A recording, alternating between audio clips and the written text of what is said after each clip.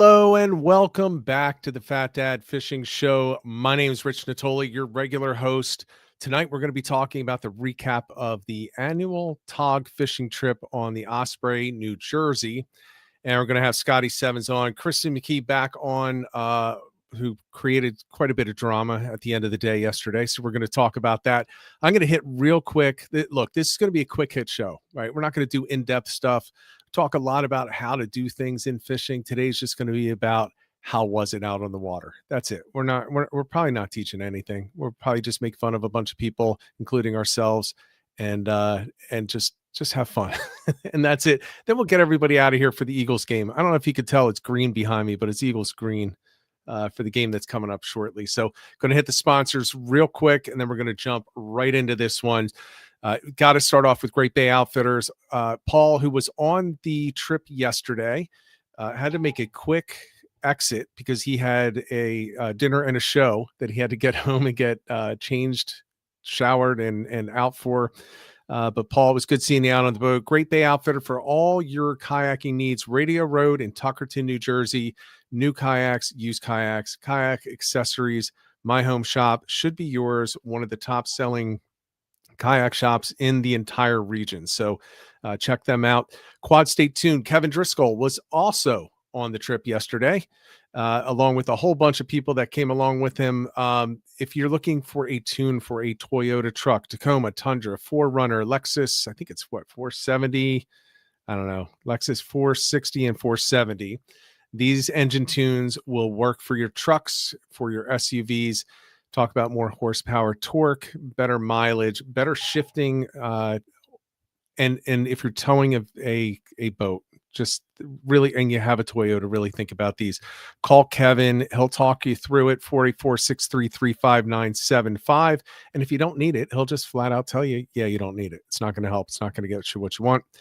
Then the last one, if you want to buy or sell real estate in southeastern Pennsylvania, I'm your guy. Please reach out. Don't think I'm too busy. I am busy, but I'm not too busy, especially for the fishing family and the Fat Dad family. So give me a call, give me an email, give me a text, 267-270-1145. And as I say that, let me just double check. All right, my phone is on silent. And with that said, we are going to bring on first Kristen, Philly Girl Fishing. Hey, y'all. Good to see you again. And then we have Scotty Sevens back on. Scotty, good to see you, man. What's going on, guys? It was fun. You know what? I'm going to ask real quick for the chat. Is there an echo that everyone's hearing, or is it just me? Just wait 10 seconds, and we'll see in the chat. There is an echo. Okay. Well, we're going to battle through it because we don't know why. So why don't we do this? So Kristen and Scotty, if you can, the three of us will mute ourselves when we're not talking, and that might help a little bit. For those that are listening to the podcast, you may notice nothing because I may be able to clean this up in post. And if that's the case, then maybe I'll even delete this section. But bear with us, guys. You're good, but Kristen's also muted. Who knows what's going on, man? We don't have time to deal with that. We're all exhausted. We'll worry about. I'll worry about the audio later. I'm not hearing an echo now. No, not now. But you never know how all these things are interacting. Yeah. So I'll just do it. Well, look, I'm going to be watching the Eagles game and editing at the same time. It's all good. Cool. But we're going to jump into this. I want to first of all say to everybody, we sold that friggin' boat out yesterday. I think everybody on that boat was there because of the podcast and live stream, and it was great to meet everyone. Now, not everybody knew me, but people that know the show and heard that we were going brought a bunch of friends too. So it's not like they were all like podcast listeners or anything, but we were one big friggin' group and everybody acted that way. And it was awesome. I had so much fun, man. Yeah. Scotty, you were having fun in the back. Oh, I was. I was just happy to not drive, but it just felt like one big family. You know, and just the vibe on that boat was like that was enough for me. My day was already made. Yeah, I want to hear Kristen. I was going to say, I definitely agree. I mean, I've fished, Saturday I jumped on Fill the Spot on a different boat in a different state for a charter, and it's like the difference in jumping on and filling a spot with people you don't know versus the vibe that we had on Sunday. I didn't like I knew a good chunk of people, but a good chunk of them I didn't, and like I'm more of a one-on-one conversation type of girl. So like to be able to just comfortably jump in and out of conversations, like by the end of the trip, me and Scotty and another gentleman were talking about guitars and Yeah. music and basses and pedals and everything like that. Hmm. So if anything I can say is kudos to the environment of people who can be competitive but still be absolutely professional and friendly and just nice people to hang with. Just a cool hang. Yeah. It was, and I'll say this. It's weird. Like I host a podcast and a live stream, right? And my job is talking in front of people. I am not that guy that is social. I get very uncomfortable. That's one of the reasons that I ask people to introduce themselves to me, because I'm very uncomfortable with that kind of stuff. So I kind of like to huddle, but it was great because everyone was talking to everyone. What I kind of am disappointed in myself for is because of the weather and because of the crew. The crew on the Osprey is incredible. We'll talk about them in a minute, but um JP, who's the captain, he was willing to just pick up and move. If it wasn't happening, he was picking up and moving. So by the time, like for example, I was near the back starboard side, and as soon as he determined it wasn't great, I'm thinking, oh, maybe I'll move. He's like, pull him up, we're moving. I was like, oh, Yeah. cool. So then we go to the next job and I just drop in the same spot. And there was really only once where I was like, had time to move. And that was only because Scotty stole my spot. I sure did. And I ran and I took his spot. Yeah. But I never made it further around. So there were actually people I really didn't even see except in the cabin between spots. But man, it was such a good time. I had a really good time meeting people, talking to people, and there was some crazy crap that went on around that boat at various times throughout the day as well. Really? You think? There were some crazy things. So Really? I want to ask Scotty, what was your favorite part of the day? It could be anything. It doesn't have to be anything crazy. Just what was your favorite part? My favorite part of the day, okay, was first of all how it ended, but I'm not even going to go there yet. Right. However, We'll that wait was for that. my that was my number one favorite part of the day. But aside from that, it was just like my whole season has just been running and gunning and nonstop moving. If I'm not on the water, I'm stressing to get bait. Like Yep. it's just been nonstop moving. And this was the first time that I was on a boat where I could just relax and I didn't have to be hyper focused on the next move. And just getting to laugh and talk with people and spend time with people that, again, I think I put it in my post that you ultimately probably would never have gotten a chance to spend time with. You know what I Right. mean? Yeah. That truly was like my day was made from the start because of all that. Yeah, I agree with that. Kristen, how about you? What was your favorite part? And don't ruin the end of the day.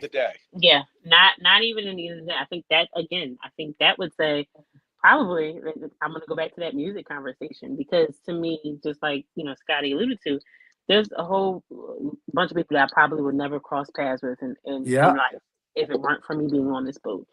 And I think that there's just so many different fishing is one of those hobbies that allows you to come together with one, starting general purpose, and then you never know how you're going to connect on other levels. So, yeah, as someone who works from home for all these years, like this is how I get to socialize.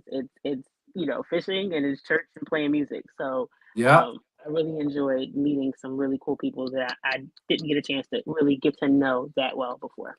yeah, Yeah. yeah, for sure. Or you may have just known from social media. You Yeah, know. yeah, Yeah, there were a lot of that. I will say that one of my favorite parts was at the very beginning. And if people remember, the last time we did this 2 years ago, we had a starfish caught and a lobster, and that was it for the boat. Yeah, And I'm going to share this picture right here, the first one. I think it's like the third thing that came over the rail. Oh wait, was it there? No, I'm going to skip through some of these pictures. But look at that picture. Starfish. Starfish was the first thing on the bait station, and he kept it. He kept it. But yeah, I was like, oh no, we're going starfish again. So that kind of set the tone for the day. The no starfish today. We're doing better. Man, so last time you caught a starfish, but okay, so then that's progress because the keepers that we caught more than the starfish. That makes me feel a little bit better that there was progress in that area. I caught the starfish. Do you have that picture? Not from a couple of years ago. I just had the pictures from. I only have a few pictures from this weekend. That's it. Yeah. The echo's back. It sounds like. Yeah, I think it's when Kristen's unmuted. Yeah. Yeah, so I only have the pictures, and for some reason I couldn't get all of them uploaded. So these are just a few of them, but the starfish was funny. But I will say this, the first fish that I am aware of, and it was very, very close because on the very first drop, there were two fish that came up immediately, like as soon as it hit the bottom. Kevin Driscoll actually, as far as I could tell, was, and from what I heard, was the first one by seconds. So he had the first fish on the boat, and the starfish did come after that. So we already had a better start. No lobsters came up the entire day. But it was Kevin Driscoll that had the first fish. And one of the things that I thought was really funny, and I don't know if he's in here right. Oh, he is. He just posted about it. I'm going to show this, the flying fishing rod with our buddy Benji, crabbing and fishing. His nose hurts bad today, and there's a reason. Now, Kristen, did you see when this happened, or did you just see the after? All I saw was the after. So I turned around when all the commotion happened. I was like, "What is going on?" So I'd love to hear the background. And Scotty, you saw this. I may have captured it on camera. Okay, all right. You're not sure? I'm not sure, and I didn't want to put Ben on the spot with that. Oh, I'm putting Ben on the spot with that. Are you kidding okay. Me? Are you kidding? Because if we don't, Scotty, you just see it in chat right now. Joe Billups will. Are you kidding? Ben is going to be begging you for that footage because he's going to post it. Okay. So we're breaking the story right now. Yeah, I mean, like after that happened, I think I told a story of me literally almost getting my ear ripped off last week. Yeah. So like, don't feel bad. It literally happens to everybody. I don't care how good you think you are. Dumb stuff happens on the water, and it happens to everybody. Yeah, so I'll set this up. So this is it's one of those things, like something can go sideways really quick no matter what. And you're thinking, earlier in the day, for full disclosure, I turned around and I saw Joe Billups on the other side, and he had his kayak float on his rod. And I said, look at that. Joe didn't even take the time to take the yellow float off. I was wondering all day what that was for, in case he dropped it in the drink, maybe. Yeah. And then somebody said, well, you never know. You could still drop a rod out here. I was like, you're right. I was like, maybe I should have put them on my rods. And the next thing you know, we hear, probably 10 minutes later, we hear a commotion right near Joe, like right next to Joe. We hear, oh my gosh, whoa. And we all turn around. We're thinking big fish. And you see Benji, by the time we turn around, he has this rod way up in the air. JP, the captain, makes a really funny comment about what it looks like is going on over there. We cannot say it here, but let's just suffice it to say JP is, we got you, Scotty. Let's just suffice it to say JP is hilarious and inappropriate at times. And it turns out Ben got a bite. Can you guys hear me? Yep. Because I can't hear anybody. Oh, we can hear you. Scotty's going to battle. Hold on a second, Scotty. Hold on.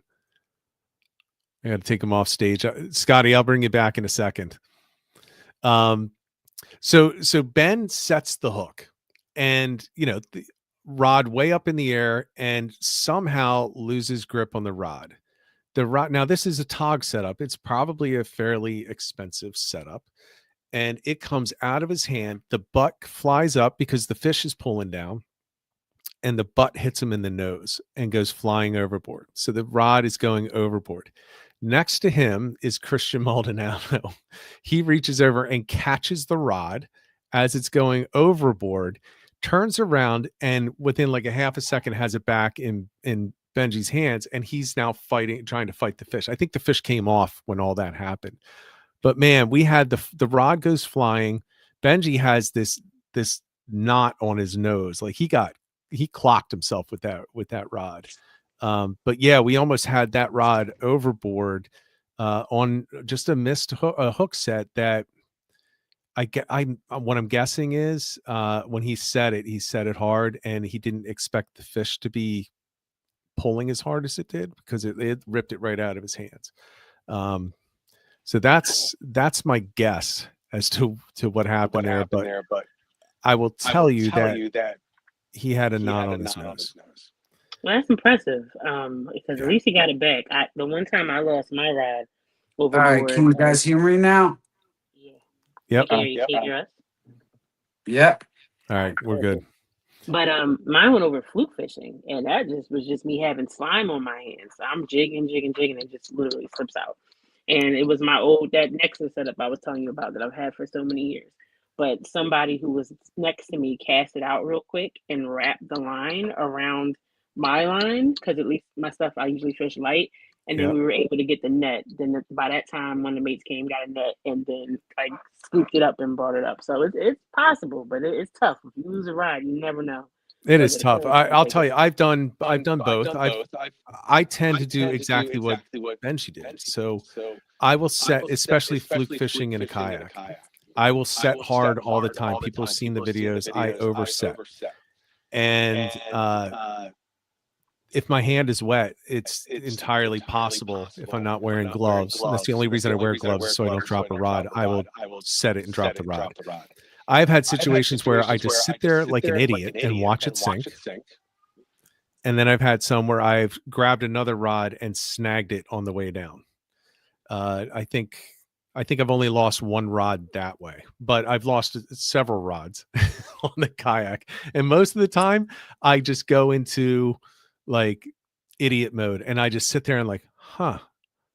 And then I'm thinking, oh, I should try to get it. And now it's too late. It's either dive in or just watch it sink. So I'll tell you what, I've lost a couple rods in the drink myself, more than I care to publicly admit. One of my favorite ones. Yeah, long story, but I was out chasing albies on my old boat, which had no rod holders except for the two clamp-ons that was on the tow bar. You know what I mean? And it was rough. And I looked back after like 5 miles, and it was gone. I had another one go in the drink. Just dumb stuff. You know what I mean? it happens. And Benji's actually saying it was a good rod. It was a dark matter. So Yeah. that one would have hurt. That would have hurt. So Christian, good job, man. You saved the day over there. And Benji did keep a really good attitude after that, and you could tell that had to have hurt. I mean, I think it looked like he was punched in the face, like his nose was not doing well. Yeah, he was quiet a lot after that. Yeah, well, but I'll tell you this: I saw every time I look over, I swear I saw Ben swinging on something. He was getting a lot of bites, so props to Ben. Yeah, I will say that was the one time I put my skates on for a hot second because I just saw so much swinging over there. I said, let me go investigate. Although I don't appreciate it because Rich blew up my spot before I even got on the boat, because everybody walked up to me in the beginning like, oh, so we got to watch out for you. And I'm like, I don't always do that, but I did have to do it just once and just investigate over there. But by the time I made it over to that side, the swinging, it kind of died down. I got a couple of nibbles, and then we went back to my actual home position. So for all those out there, for full disclosure, I only put skates on and went and mingled once. So yeah, you did. You did. I think I did it twice. Yes. I did it once because you did it to me, and I didn't have a spot. Correct. And the first time I did it, we'll get to that part, but Bill Ackerman, he caught a very large fish right next to me. Yeah, let's show that. So this is a good story. So Qua, everybody knows him, Tide Chasers podcast. He was set to go. He's one of the first ones to sign up, and he injured his ankle like pretty bad. And I've seen the picture of it, and it's like it was 3 times the size of his other ankle. So he's on crutches, so he couldn't go. So he texted me the day before. I don't know why he waited so long, and he's like, "Do you have anyone that can take this ticket?" I was like, "Give me 5 minutes." And I called Billy first because Billy had reached out and said, "I missed it. I didn't get a ticket." So Yeah. Billy buys it. So Billy is on the boat because Qua has injured himself. And once you know, he comes in with, and let's get Billy's fish on here. Right there on the left. Now there's a little spoiler on the right. You can see Kristen, but there's Billy's fish on the left. So that's the fish Qua should have had. Right there. Now, probably not. Who knows if he would have been fishing right where Billy was, but who knows if he would have been able to hook it and land it and all that stuff. But that's Qua's fish right there. And Billy just had the biggest smile about it. He's like, "I was just happy to be here." That's all he kept saying all Yeah. day. But he was really happy to have that fish too. This is about, I don't remember the exact weights. I think they're around 9-pounder, right? Yeah. I think it was 8-9 pounder, something like that. So it was a Well, good size fish. they I feel like they weighed them all bled, They did. Yeah. which I'm not a big fan of, but that's how they do things. Yeah. There was no way around that. JP made it clear. He's like, "We bleed everything immediately. If Yeah. it's staying, it's bled." So he bled it, and that was really early though. That was one of the first fish over the board. So it was 8 pounds 6 ounces. 8 pounds 5 ounces is what Billy's saying. So Okay. yeah, so it was. I mean, it's tough to weigh something out on the water when you're moving with digital scales and everything. Yeah. So 8.5, just shy of 8.5 pounds. That was a nice fish. Yeah, it was. And it was just better because he took a picture of it and texted Paul and said, "Thank you." So I want to put up a couple of pictures here because again, we're on limited time tonight. We're not going to push into the Eagles game, but I do want to show some of these pictures. We're going to talk about Kristen's fish in a minute. You can see how those two large ones compare to each other. Female that Billy caught, and then Kristen came through with the male. Got Ray. We got the 3 keepers over there. There's my brother on the left. If you guys haven't seen what he looks like in the chat, the one always making those comments, that's him. You have Shell, who's back in the corner doing some work. Man, I mean, some nice fish came over, right? And it was a slow day though. It started off like gangbusters. It did. I was getting bites every drop. Yep. And the last spot, I got 0. I think the last 2, I got 0 bites. There were still people that caught fish, right, Kristen? But the vast majority of people weren't even getting tapped on those last 2 pieces. It just kind of died off, and it turned very grindy through the day. But as you can see by the fish, they were putting us on top of. Definitely.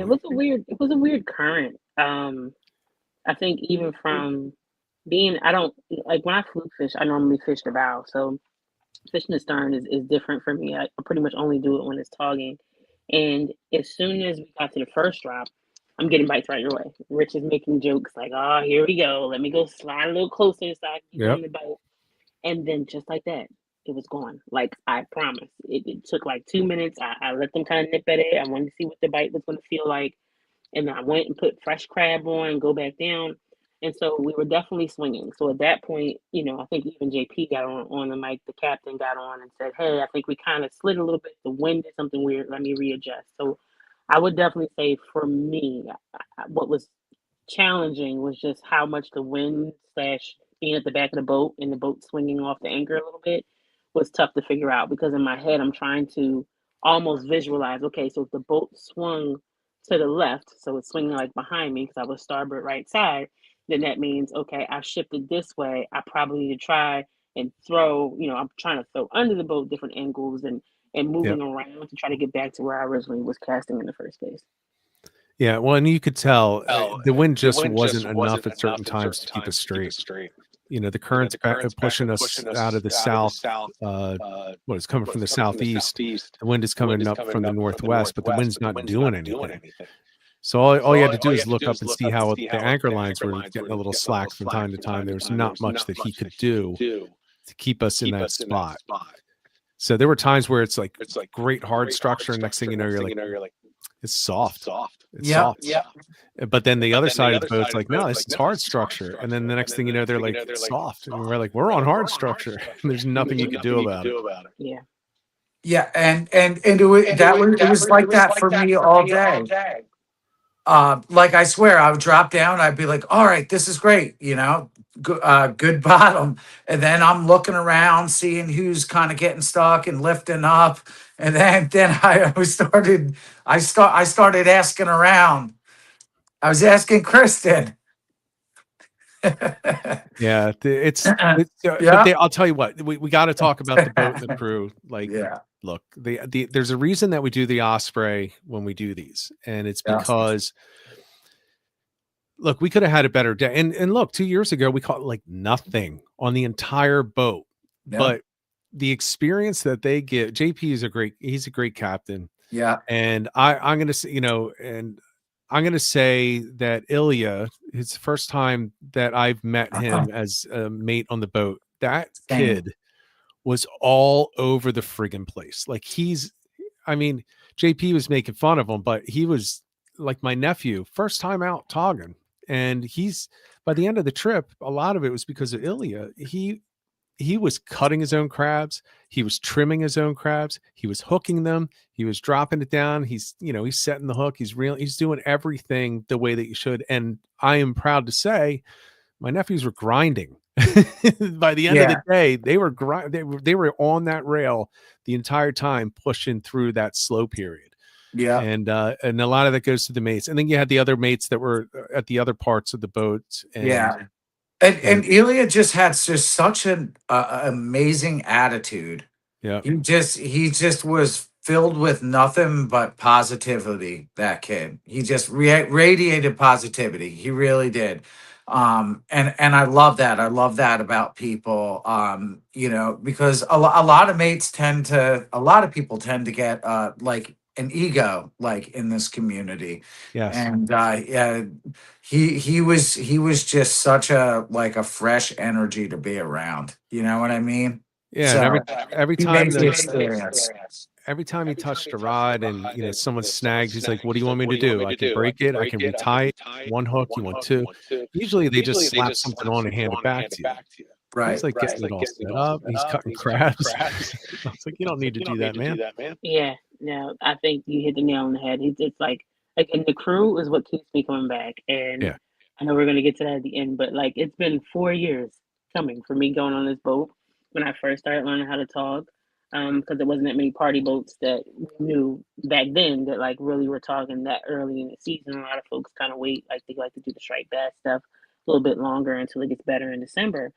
And so, like, yeah, it's been every time like in my head, I'm like, I don't think these guys think I can really tog fish, because like I tell them how I go all these other states and I'm catching a 7-pounder here, 8-pounder here, 9-pounder here, and every time I get on the Osprey, I'm like, a little shrimp, a little 15-incher, but the short. So it was fun to actually kind of finally succeed on this boat when I had such a great experience with the crew and the captain. And again, just he comes down there, cracks jokes next to you, brings the dogs down. Like, I always joke, like, there's my little emotional support animals keeping me entertained at the rail. So it's awesome that you have that. And not a lot of boats do that. I will say that. So that I do like being on the Osprey for sure. There were quite a lot of discussions in the cabin about that and comparing to some other boats where captains are high and the mates are yelling at people.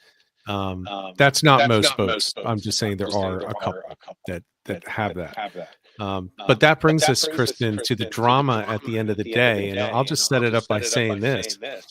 Billy's fish was caught first thing in the morning, like first spot. And as soon as it came in, everyone's saying that's probably the pool fish. And I said, Billy, did you even enter the pool? He's like, yeah, of course. So he's thinking all day. He's not saying anything. He's very quiet and very humble about this fish. And he's very quiet, and he get through. And the captain says, last drop before we head back. And I'm getting nothing. Scotty, you're not even getting a tap. Most people are. No, but I did move. I know. I did move, and I my took your spot. Yeah. Stole my spot. So I wasn't getting anything in your spot. You weren't getting anything in mine, but right next to mine was Kristen. Yeah. Kristen, you want to take over the story at this point? Sure. So this is where, I mean, anybody who knows me, I really actually struggle with attention span by the end of a fishing trip, regardless of what's going on. Like, you know, especially if it's a slow time. So I'm sitting here like trying to kind of pump myself up, like, all right, you know, this was day 2 for me, so I was already tired. And I had noticed the current was, you know, going this crazy, like sharp angle It kind of into was. the boat. And you know, at this point, I had gotten so many stags from the boat swinging that like line had to be like I'm retying connected lines, my braid to my leader, and all that kind of stuff. So I literally had this one rod like left that hadn't been messed up. There was no, you know, there was still line on it. I still everything set up. So I said, well, I'm just gonna throw this out and try the jig because at the end of the day, I'd rather get some little bites and catch shorts than nothing. So I throw the jig out and it's like going under the stern, kind of almost coming out towards the middle of the back of the stern. And that's when I finally started feeling structure and I would get a couple little taps. So, you know, I got a couple little taps. And this is the fish before that fish. Yep. And so I finally got one. I'm like, oh, okay. So, and it's also a new rod on top of that. And It's also very light. which everybody knows that's just how I fish. You know, I've always said it. Like I have some injuries and stuff like that. So for me, keeping the lightest gear possible is what's going to keep the rod in my hand versus me putting it down and just going inside and not fishing. So hook the fish. It's very parabolic, the rod, and that's usually how I like to keep it because I'm a little strong. You know, I'm a big girl, so I'm a little strong. Sometimes I pop the hooks out of fish's mouth when I'm doing these hook sets. So having a parabolic bend for me gives me a little more give to kind of figure it out and make sure I'm not pulling line. Well, I probably got this fish maybe 20, 30 feet from the boat. It popped off. Yep. And I didn't have my drag set right. Again, hadn't really fished that setup for tog. So next thing I do is I loosen the drag just a little bit, test it out, and I say, all right, we make sure we have a little bit of give this time. Next time that happens. So, you know, I try to throw the jig in the same. I'm literally like doing geometry in my head. Like if I throw in this angle, it should approximately land there. We were talking about that. She did say that. I was like hyper focusing. Like people were starting to talk to me. I'm like, listen, hold on. Like I'm trying to let me. Then I ended up moving back to the stern because I almost got tangled with somebody, or I did, and they got me out. So I ended up in the middle back of the stern. So I'm trying from that angle, and I'm like, nope, I'm not at the right spot. This isn't working. So I rotate back over to the spot I originally was in, which was kind of in because I think somebody else was in my spot, my original spot, because it was like Shelly, me, then Rich originally. So because I did that whole switcheroo and went to the back, we got all like, you know, jumbled up. But whoever was fishing next to me, I went next to him and did the same thing, trying to figure out this angle of how to cast my jig under the boat on that right angle to get into the middle of the boat. So finally, I started feeling a couple little taps, little nibbles, and I did have a cheater stinger. But in all context, I did get the jig in the fish's mouth. But you know, I feel a couple little taps, and all of a sudden, the line's gone. So I'm like, all right, that boom! I set the hook. The rod bends over. At this point, I almost kind of black out. Like I'm like not breathing. I'm just like in my head. All of 15 minutes ago, for the only I don't know. I think I only had 3 or 4 shorts. Like it wasn't a good day for me in context. And so I'm like, don't mess this up. Don't mess this up, Chris. Don't do it. Don't let this pop off. So then when it finally I made sure I got it out of the structure, then it started running. So when my drag started going, I'm like, because I know I generally try to set it. It was like 20-pound test. So I kind of started like 50%. So it was probably at least like 8 pounds of drag. So I'm like, all right, maybe it's the current. So now I'm like in my head, like now I'm like, all right, don't overthink this. It might not be a 10-pounder. You could just have the drag set real loose and just don't lose the fish. Finally comes up the mate. I remember Elliot. I don't know if it was Elliot. Who grabbed the mate? It was the other Jimmy. guy. It was the other guy. Jimmy. Yeah. Yeah. I call him Jimbo. That's my homie. I met him 4 years ago, so I always tease him like, oh, I remember you. Yeah. So he was like, "You need me to get the net?" And I was like, "Yes." Like I don't even think I said it very loud. Like it was like a quick like head nod because I'm like not breathing and just trying to reel and get the fish up. I remember whoever was next to me tapped me on the shoulder and was like, "Let me get out your way.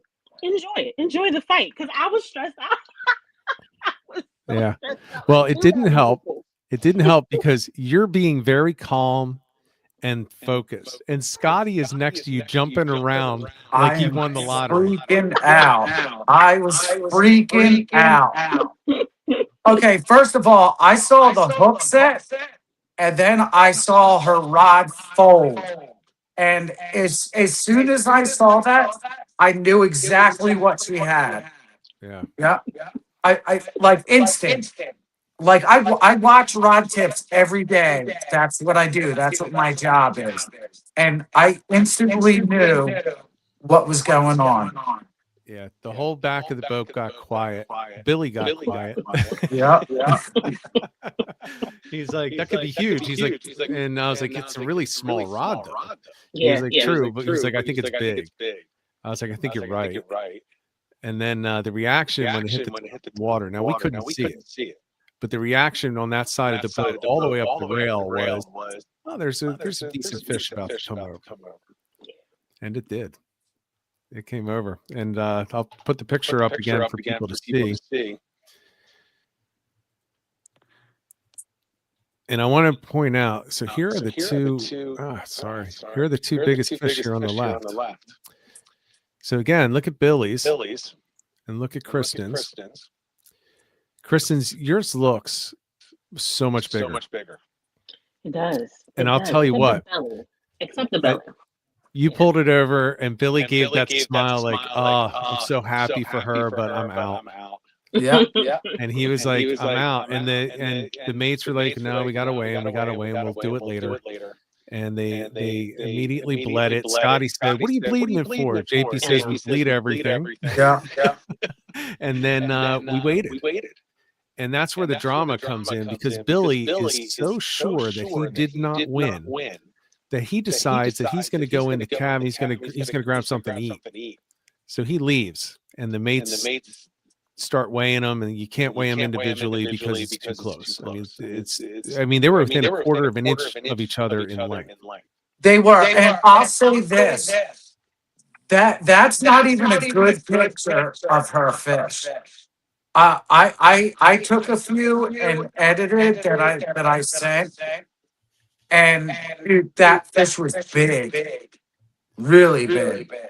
Yeah. So, Kristen, if you want to talk about the final of this thing, because I'll see if I can find one of those edited pics real quick and get it on here. But why don't you bring us through the weigh-in? Yeah. So that was man. I was like, oh, it's a male. Okay. So the first thought I thought when it came up, first of all, this is me. Like, I don't know. I was like, maybe it's like, I don't know. I was like, maybe it's smaller. I feel like maybe it's like 7 or something like that. I was like completely undershooting it. I might have said 6 or something crazy. And so then at that point, that's when we brought, he got the metal scale and we started putting it on to balance it. And it was even for a second. And then his fish went down. So I'm like, all right. And I'm looking at it. I'm like, it's a male fish. Female fish are usually a little heavier, a little chunkier. So I'm like, well, it is what it is. And I'm like looking at it, I'm like, it's such a big fish, but the width of his fish, of Billy's fish, it being just a little bit fatter in the belly, that's the thing that caught my eye that made me think, okay, yeah, he probably has this. So then at that point, again, it kept staying pretty close, and we kind of tilt down and we're moving on the boat. So that at that point, I think because Scotty said something, that's when Jimmy took it and literally like put it up against the top of the boat, like just to make sure that it was completely starting even. So we're completely starting even. It stays even for a second, and then his fish goes lower. So I said, all right, Billy won. He won fair and square. But he won by just ounces. The best part of that story is, again, everybody in the back is seeing this fish. Billy is being a great sport. He's like, I'm out. So he goes to grab something to eat. It's done. The fish are back in the water. It looks like they didn't do anything. And he walks out and he's just standing there. He's like, oh, what a great day. And I said, you don't even know, do you? He's like, what? I was like, you won. And he's like, and then he said a couple words. And I said, no, you won. He's like, no, I didn't. And I was like, you seriously did. And I think Scotty said, yeah, you won. And he's like, shut up. And then everyone's quiet. Like, no one's going to help support because now he's like tortured. So everyone's kind of letting it linger. And then finally, he's like, no, seriously? And I said, Kristen, and you said, congratulations, you won. And he's like, oh my God. Yeah, so he ended up. I didn't know y'all were messing with him like that. That's hilarious. Like I wasn't trying to. No, I wasn't either. Everybody else was. Nobody else would say anything. But yeah, he was like doing it to himself because he wouldn't believe it, and then he ended up winning the pool. It's just a nice size pool. I think it was like 700 or so. And I will say this: that literally somebody said it came down to whatever that fish. Whatever fish had a bigger lunch. Yeah. That's what it came down to. And I'll say this, Billy at the end did the coolest thing that anybody could have ever done. And I'm gonna let Kristen say that. I want to say that. I want to say, and this is the reason why I said the people on this boat are so nice, because nobody would have done this anywhere else, I swear. And so Billy, at this point, like the same way Billy had kind of conceded, I had sitting down in the cooler, just resting in the day, like, hey, I finally caught a good fish on one of my favorite boats to ever go out on. Like, that was it. That was enough for me. Like, I was good with that. I'm like, cool, he won. Is sitting there, and he walks by and he slides me $100 and says, that was a really good fish. You deserve something for that. No one does that, you know what I'm saying? No. And that's just the kindness of the people on the boat. Everybody in general, it's hard to find a large group of people that kind of share a similar heart, but that's what I felt like I was in all day, and that's what made that kind of, it was second fishing experience to a certain degree. Like, if we're honest, like if we were just out there, and it was people that weren't as fun to be around, I might have been in a worse mood. I might have been a little more antisocial and had my headphones on and like not talking to anybody, but just being that type of person, I'll never forget that. Like, to me, I'll always remember that. That's a good dude right there. Like, it is, and then he tipped the hell out of the mates. Oh, for sure. All right, so listen, we're up against the Birds game. I made a commitment that we'd end it quick. I am going to throw this for people before you go. I got two things. First, there should be a poll coming through in the chat. Because I've gotten a lot of text messages saying schedule another one. So I don't know if it's actually going to work and come through. But if we do one in the first 2 weeks of January, would you sign up and go? Because if you would, we'll do it again. We'll organize it again.